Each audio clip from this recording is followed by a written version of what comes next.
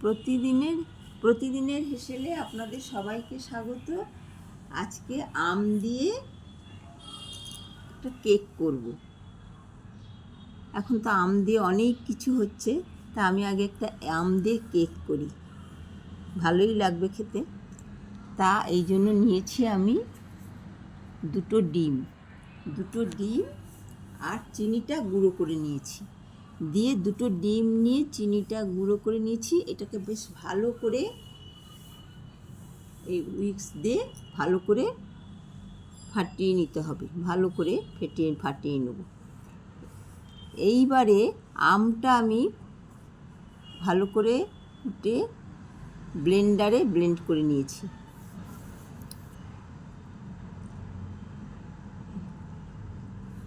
আর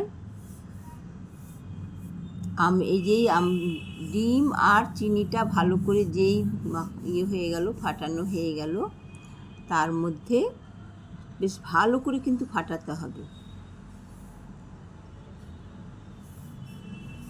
এবারে ময়দাটা কোনো পরিমাপ না, যে এতটা ময়দা দিতে হবে তা না। আমের পরিমাণ বুঝে আমি আর ডিমের পরিমাণ বুঝে আমি ময়দাটা দিচ্ছি। এই যে এইভাবে ময়দাটা দিচ্ছি। আর চিনিটা কিন্তু আমি গুঁড়ো করে নিয়েছি।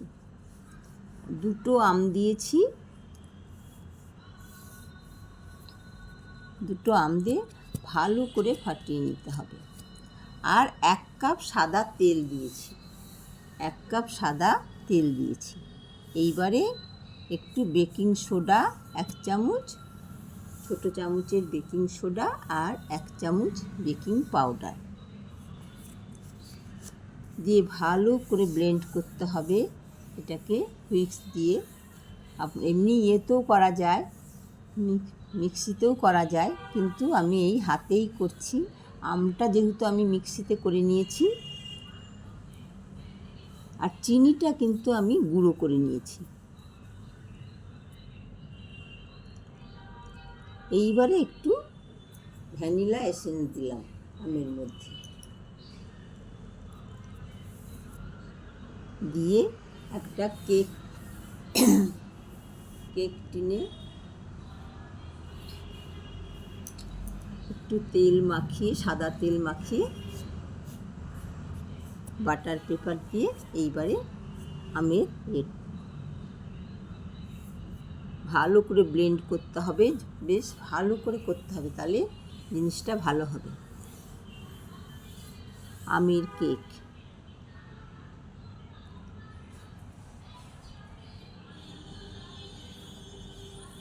এই কেকটা পাউরুটির মতো হয়, কিন্তু এমনি ক্রিম দিয়ে করলে কেক কিন্তু অন্যরকমভাবে করতে হয়। এটা শুধু আম দিয়ে কেকটা করছি। এটা এইভাবে আমি লো টু মিডিয়াম ফ্লেমে রেখে 40 মিনিট মতো আমি রেখেছিলাম। রাখার পরে দেখে নিলাম আমার হয়ে গেছে।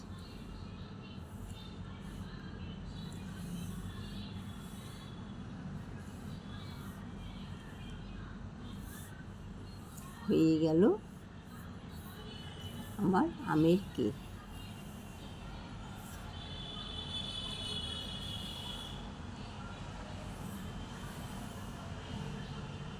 খেতে খুবই সুন্দর।